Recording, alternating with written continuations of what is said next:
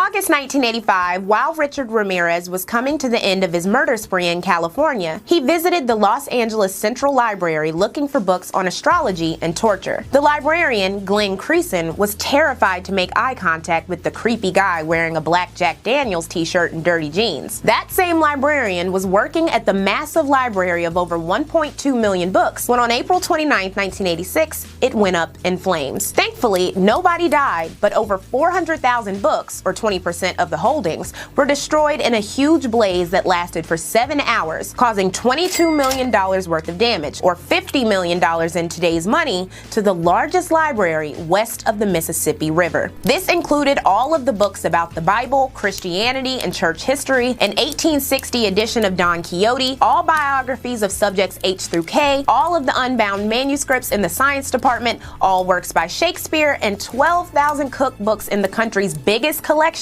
of books on food and cooking. While 85% of the books were saved, the 2,000-degree blaze also destroyed priceless artifacts like Ford car manuals, donated and collected photographs, 3/4 of the library's microfilm, antique puppets, and 5.5 million patent listings since 1799. It was the greatest loss to any library in America's history. And y'all, I'm hurt about this. Not only was the library over capacity with books, but the fire had likely started in the stacks, a part of the original 1926 building that was dim and narrow. The library itself also had numerous fire code violations and a strapped budget, though in the early 80s it had installed new alarm systems. But when firefighters arrived, they needed to stoop in the compressed space of the stacks, which made the fire more dangerous. The intense heat meant firefighters had to be replaced every 15 minutes. Books that were doused with water were in immediate danger of being destroyed by mold and decay. Before the fire was finally out, approximately 2,000 Los Angeles citizens showed up to help librarians clean up and save the remaining 700,000 books. They were sent home and told to return the next day, where they helped pack roughly 50,000 boxes of 15 books each, which were then transported to food storage freezers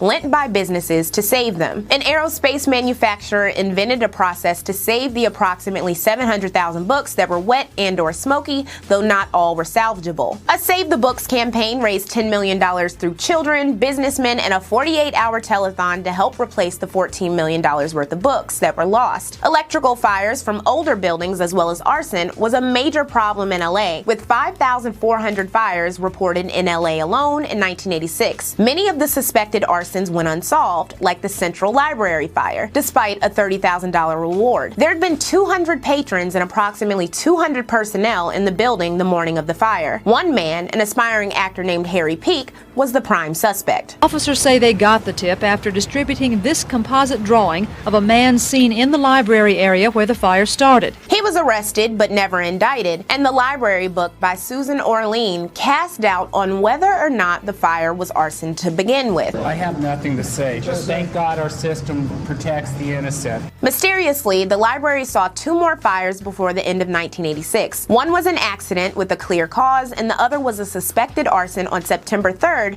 that destroyed the contents of the music department reading room. The Central Library would be closed for 7 years, and remaining librarians who didn't request immediate transfers suffered from, quote, eye infections, breathing difficulties, skin irritation, and post-traumatic stress disorder. And if you're enjoying Lectual Does the 80s and the corresponding I Love the 80s, be sure to subscribe to Intellectual Media on Patreon. All it takes is $1 a month to help me produce 1 to 2 high-quality videos every month. Thanks so much for watching this video, and I hope you like and subscribe.